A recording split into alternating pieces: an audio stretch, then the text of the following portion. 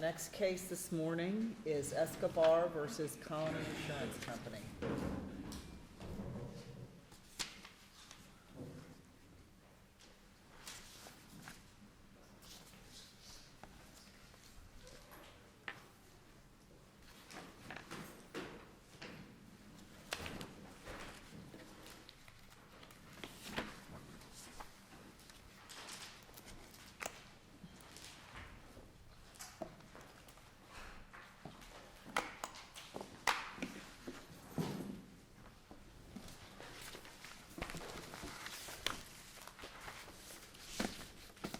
May it please the court, Brian Gowdy on behalf of the appellant, Mr. Escobar. I'll try to reserve 4 minutes of my time for rebuttal. What we're here today about is what would an ordinary, reasonable person construe this insurance contract as. And I would suggest that we as lawyers and judges who were lawyers before, that's a difficult thing to do. It's not natural. In some sense, we have to put aside our experience and training and try to think like an ordinary, reasonable person does. I would submit that when an ordinary person writes a 15-page letter, he or she does not attach 25 pages with amendments, modifications, or other documents saying what he deleted in the letter. But that's what an insurance policy and insurance companies do all the time, and what we have here. We have about 16 pages of a policy with about 25 pages of endorsements.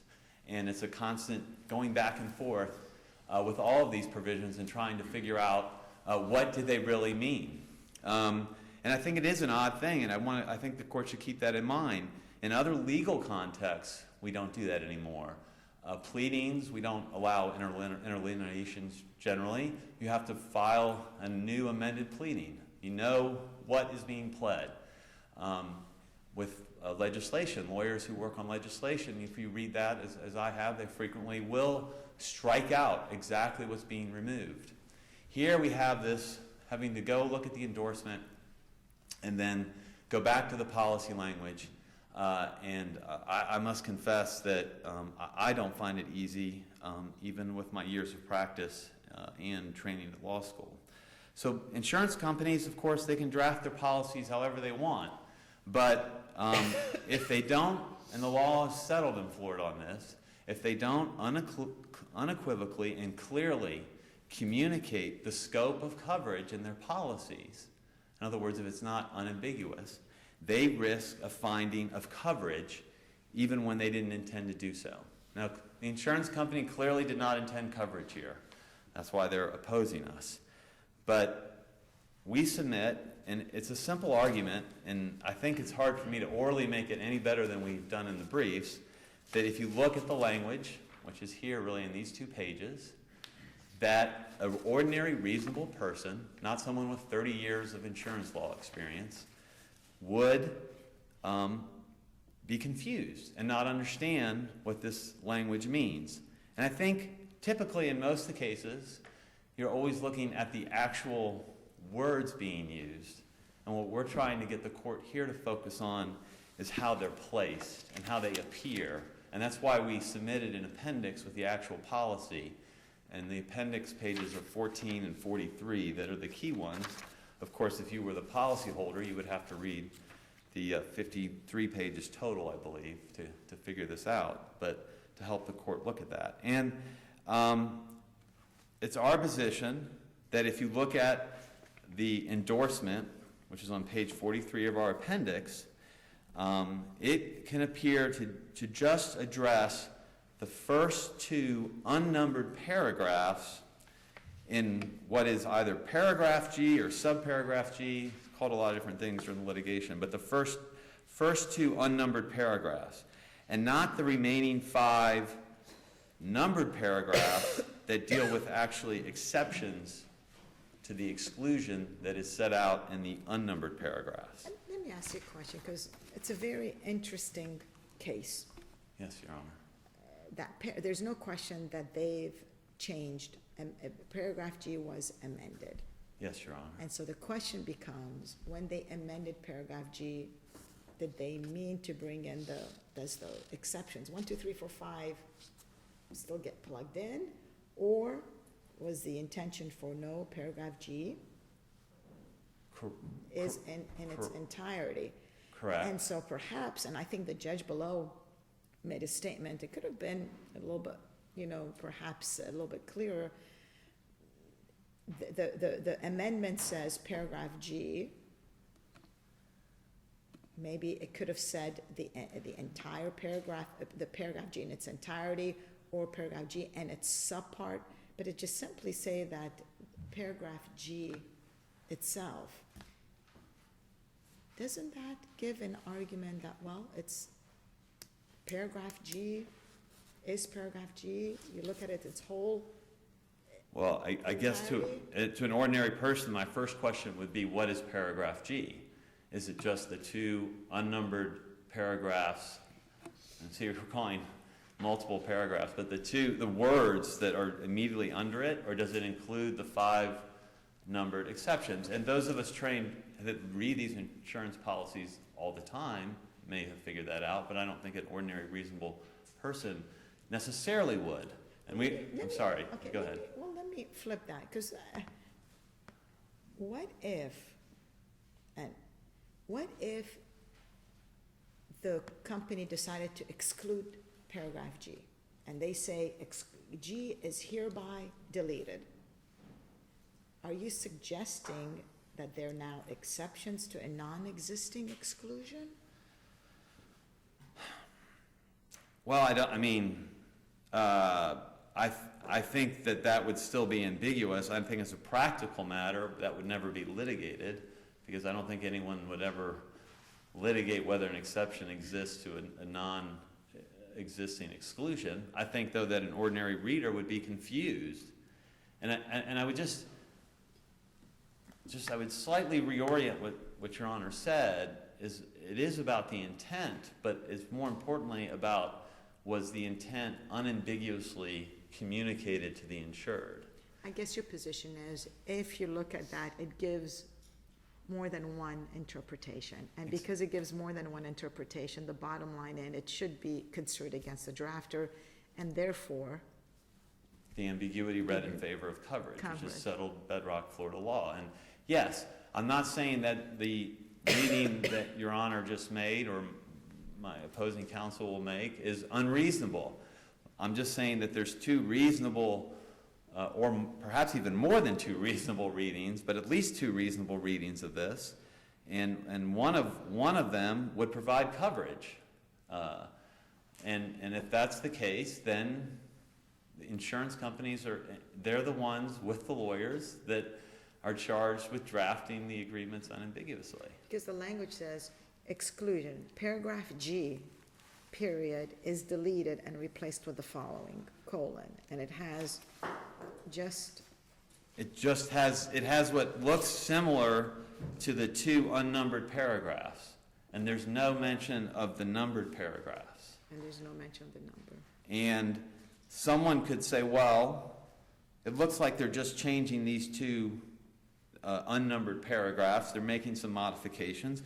But the numbered paragraphs, the exceptions, are still in the policy. And I think it's also, the first 2 unnumbered paragraphs discuss the exclusion, which this is titled exclusions, correct? Here, exclusions, paragraph G is deleted. Well, I mean, as opposed to the exceptions, which are underneath there. And, I didn't draft this, but it appears to me that they didn't mean to just wipe out all the exceptions. And, if they were going to do that, they would have perhaps, I know insurance companies don't do this, but I see it in almost every other legal context. They wanted to be clear. They could have just done a strikeout. A clause, which is what I tried to do in my brief, and I even made a mistake doing that. But my point being that you could communicate that, and that's what I see done in a lot of other legal contexts. If they don't want to do that, that's fine, but then they need to use language that's more clear. They need to say, including the numbered exceptions. And as long as there's an ambiguity that's reasonable to an ordinary person, like Jason's Hauling, which is Jason's Hauling Inc. is the business we're dealing with here. They're a typical small business. This is why, and that's why Florida law is that way. We're going to give every doubt, every reasonable doubt, in favor of the insured. I will just briefly address, unless the court has any other questions on how it's laid out. They've raised in their answer brief an alternative issue that even if the exceptions are there, that the parking auto exception still would not apply. That was not raised in their motion for summary judgment. Therefore, if the trial judge had granted summary judgment on that grounds, it would have been error. So I don't see how this court could do so. They did raise it in their response to our motion for summary judgment, which was denied, obviously, because of the threshold issue dealing with how you read the exclusions and exceptions that we just went through. I would suggest the more appropriate thing on that is just to remand and let the trial judge decide that in the first instance. We may want to move to leave to amend our complaint, potentially. We may want to put in more evidence, but since it wasn't raised on a motion for summary judgment by them, it's not really appropriate for this court to decide it in the first instance. And also, if the court didn't have any questions on that issue, I did want to get into the motion for appellate fees. The coverage issues here completely overlap. There is the liability claim, which is based on what's called coverage A in the policy. And then there's also a MedPay claim, which was the subject of our motion for summary judgment. And the MedPay is excluded if you don't meet the exclusions in coverage A. So all the briefing has been on this coverage in G. It applies to both A and C. And it's clear that if we were just litigating C, the motion for appellate fees should be granted. But the position of the insurance company is because we're litigating both A and C that we don't get our motion for fees. And I don't think that's correct. We do stand in the shoes under the MedPay provision as an omnibus insured, and it's the exact same issue for both coverages. So therefore, we should be entitled to our fees if we prevail on this appeal. And let me be clear, we're just asking for a contingent award of the fees. We still have to go back and win in the trial court. We got kicked out on summary judgment here. So we're just asking for the standard contingent award, and then the trial judge can deal with that later on.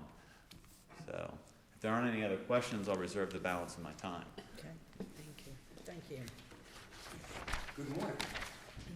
My name is Larry Gramavat, and of course I represent the appellee, Colony Insurance Company. I know the court's familiar with the briefs. I know you're familiar with the law. Really, there isn't a lot more to say than what was said in those briefs. Because Mr. Graham, you read that paragraph, perhaps the insurance company could have cleared all that by saying coverage G in its entirety, including, but it just simply say coverage G. Right. And can it read to two separate interpretations? I don't think so. I don't think probably anything ever written by man couldn't have been rewritten in a different way to somehow be clearer to some lawyer somewhere. Well, unless maybe it says, paragraph G, comma, including all its. It could have, Judge. But I think to most ordinary human beings, including myself and including Judge Wolf in the court below, when you say, well, I'm eliminating paragraph G, that means I'm eliminating G1, G2, G3, G4, G5, the subparagraphs. Otherwise, they're just sort of free-floating out there. As you had pointed out yourself, Judge, you could, in theory, if you buy that argument, just say, I deleted the exclusion, but all these exceptions somehow are still there. But in the end, what the appellant's really asking the court to do is to rewrite the endorsement. The endorsement says exclusion G, paragraph G, is deleted and replaced with the following. And I think any halfway literate human being with the policy understands what deleted means and replaced by means. They're asking this court to change that, to rewrite the endorsement to say paragraph G, but not its subparagraphs, is deleted and replaced by the following. I think really, if I understood it correctly, the argument I heard really was based on the fact that commercial insurance policies are not the simplest documents in the world. They just aren't. By their very nature, they really can't be. Endorsements do modify policies. These are relatively complex documents. But can it be reasonably interpreted in two different ways? I just don't see how. Not unless we twist ourselves into pretzels to find some way of covering Well, it. you know, frankly, I don't think it's that hard to read it two different ways. I mean, the first part is the exclusion. The second part are exceptions to the exclusion. So I don't know why it's not perfectly reasonable for someone to say, okay, well, they're changing the exclusion. They're substituting this, but we still have all these exceptions. Well, Judge, because, oh, I'm sorry. Didn't mean to I interrupt. just, you know, maybe I don't have a command of English, but Well, it just says, it doesn't seem like a stretch to me. well, it says that it's deleting paragraph G. It does not say it's deleting paragraph G and replacing it with the following, including all these subparagraphs. It says we're taking out G, including all the subparagraphs of G, any component parts of paragraph G, and replacing it with something else that doesn't include those five. Are you suggesting that really you sort of have two independent clauses that can be read separately? In other words, you could stop after deleted and that would wipe out the whole thing and you wouldn't have to go any further. Yes. And the and makes the second part stand alone in a way. Yes, I do agree, and it makes it very clear, I think, that it's being replaced with this. To me, in a simplistic way, it seems almost like if you say, well, I'm deleting a building, that you come in and argue, well, that doesn't mean you're deleting the walls. They're a component part of the building. The subparagraphs are components of the paragraph itself. Well, I mean, I think that the appellants acknowledge that that's a reasonable interpretation.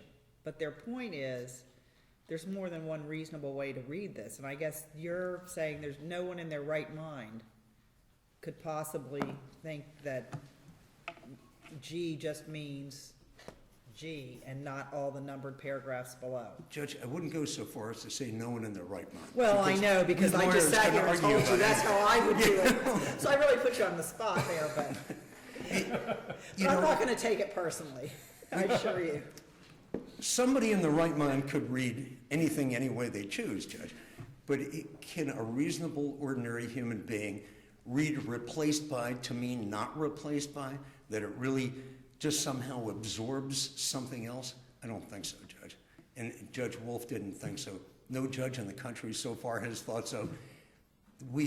Our brief does include a couple of decisions by other courts that I admit readily aren't 100% on point and they're not controlling. Yeah. But they do indicate what other courts have thought about similar types of arguments. And in both of those decisions, one out of the Georgia Court of Appeals, plural, and one out of the federal court, Southern District of Florida, the courts just gave it short shift. You know, if you delete the paragraph, you've deleted the subparagraphs too. I think we're stretching what a reasonable person would expect. And please note that it isn't the insured arguing this. The insured, Jason's Hauling, they're not in here saying, well, we didn't get it. We didn't understand. We thought replacing means adding, or we thought deleting somehow meant adding. They're not saying that. It's Escobar saying that. Well, this was a deck action, correct? That's how it Yes, came Your out. Honor. It was consolidated with Okay. the plaintiff's bodily injury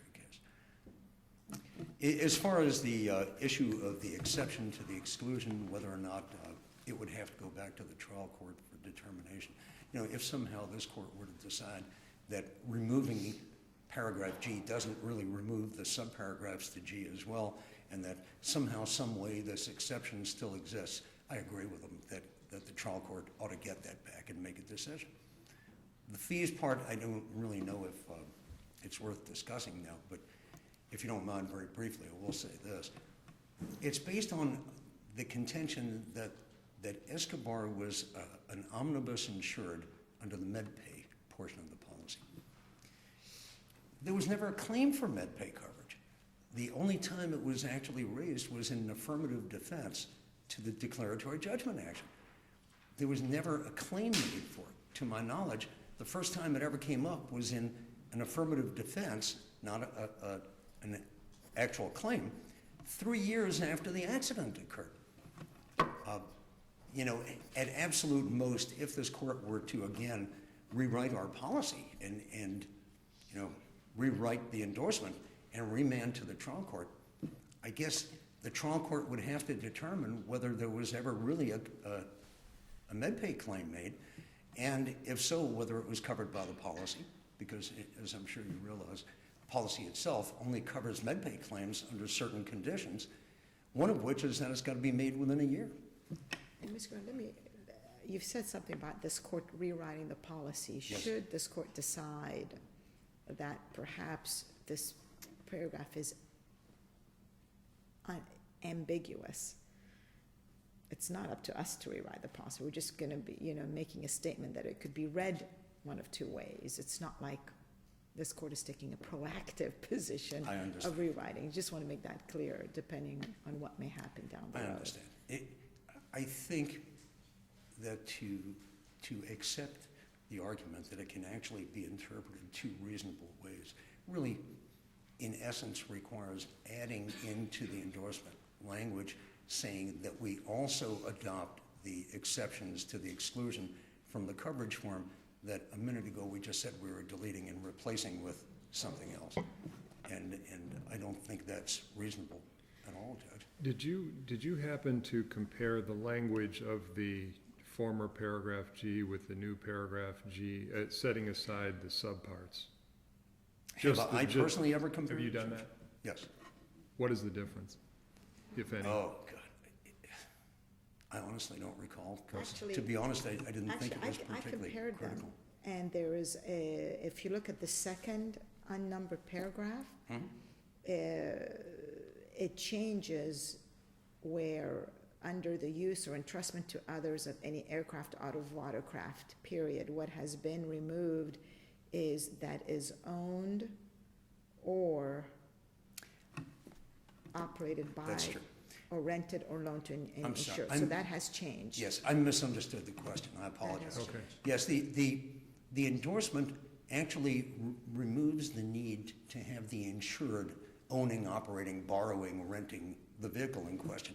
And also the endorsement adds language about the fact that it excludes coverage for anything directly or indirectly related to the use of an automobile.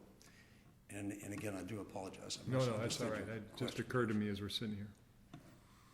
Okay. If there are no other questions, I will be quiet. Thank you, Judge. Thank you.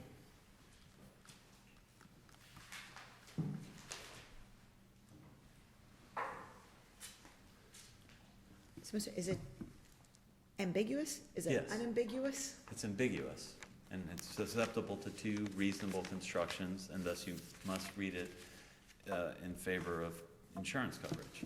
I mean, and I would, I guess I agreed with what Judge Kelly said. I think, and I think I have a command of the English language, but it's not easy to understand. And as far as just if we delete paragraph G, my question is, what is paragraph G? You have a lot of text here under G. Unlike these other paragraphs, I know it's hard, maybe we should have done a blown up, but we provided an appendix where it's H and then you immediately go into the subparagraphs. A lot of text. And then you have a separate sentence, this exclusion. So what is this?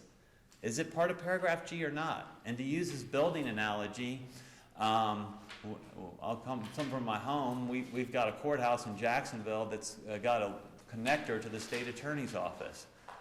If you tell me to knock down the building, am I knocking down both buildings or just one?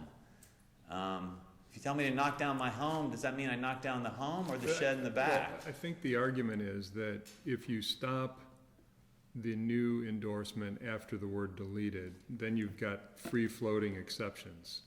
If Correct, it just but- says, paragraph G is deleted, okay? would you agree that if it only went that far, that the exceptions would have to be deleted also? Otherwise, you have exceptions with no rule. I agree, but I think that's different, I guess, is what I would say, is that would be, I suppose, clearer than this example, but I still think it would be an ambiguity given the structure of the paragraph. I'm not sure, if it's deleted, doesn't that sort of complete the thought? It's deleted, it's gone. Well, I think the subparagraphs are question, gone, and now, okay, now what are we gonna do after that? well, you're making an argument, an argument for a context that doesn't exist here, because I think it's critical to my argument that you do have these substitute paragraphs here. Okay, they do make those changes, and to answer your question, footnote 1 of my reply brief finally and correctly made all the interlineations showing the differences between the two under number. It's there, footnote 1 of my reply brief. And I think the fact that you have the replacement is what's confusing. Now, if you just said deleted, I think it would still be confusing, but I think what we would be is if they wanted to just delete the exclusion, we'd have these freestanding exclusions and say, well, why are they, freestanding exceptions and say, why are they there? But they're kind of, in that case, of course, we'd have coverage under your hypothetical because there'd be no exclusion. But I'm just saying it wouldn't be ambiguous. Take Take the subject matter out of Yeah. it. If you just have it, if you just delete a paragraph that has exceptions, then obviously the exceptions go by the board. I would say it's less ambiguous, I guess, is what I would concede on that. I would say that Well, wouldn't it be rather peculiar to just have some exceptions with no rule? I agree, but I think that the distinction between your hypothetical and what we actually have here is. I understand. Yeah. I see what you're saying. I get your point. I guess I'm having a hard time answering it because as a practical matter that would never be litigated. We'll never have an answer to that question. Because if the exclusion's eliminated, no one's going to care about the exceptions on either side. And you're suggesting that Sure. by virtue of the word, Because there won't be an exclusion for them to rely on. And so the plaintiff or the insured wouldn't be trying to invoke an exception. Well, I'm not necessarily couching this in the context of an exclusion. I'm just saying, take any paragraph with Oh, I see. subparagraphs. If you I'm delete sorry. the paragraph, the exceptions go away. I understand. I'm sorry. I was putting it in the context of exclusions And then the exceptions. question is, well, all right, it's gone, now Right. what? Right. Well, I understand your think point. we're beating it to Yeah, death, but I'm I think sorry. we all see it, and either it seems clear or it doesn't. Right. I suppose. think the replaced and the two paragraphs makes a difference. Yes, Your I Honor? understand. no, you just, Okay. you're good. I just, as far as case law, there is no case law on this. And Judge Wolf, who was a board-certified appellate attorney, I know before he went in on the bench, he thought it was something that should be taken up. I think that's clear from his comments. As far as Jason's Hauling not being here, they're in bankruptcy. And if you read the procedural history, it's clear why they're not here. And then as far as going back to the fees, there was never any complaint in the trial court about the way we raised it. They filed that they wanted to do the deck action, so we asserted the med pay as an affirmative defense. The reason we all these issues he can litigate when we go back. The question here is whether this is part of the med pay, and it clearly is, because if you go to page 8 of the policy, and this is the whole he's relying on to kick us out of the med pay right now, is paragraph 2G, ironically enough. It says it incorporates all the coverage A exclusions, which we're talking about. So all we're asking is if we do eventually win on the med pay, we should get our fees for this. Now, if he's got some other defense to the med pay, he can raise that later and we won't get our fees. But these overlap. So I think we've beat this horse dead, and unless the court has more questions, I'll go home. Thank you. Thank you all. Very interesting case, thank you. We're gonna take a short break, and we'll be back in about 10 minutes. Thank you.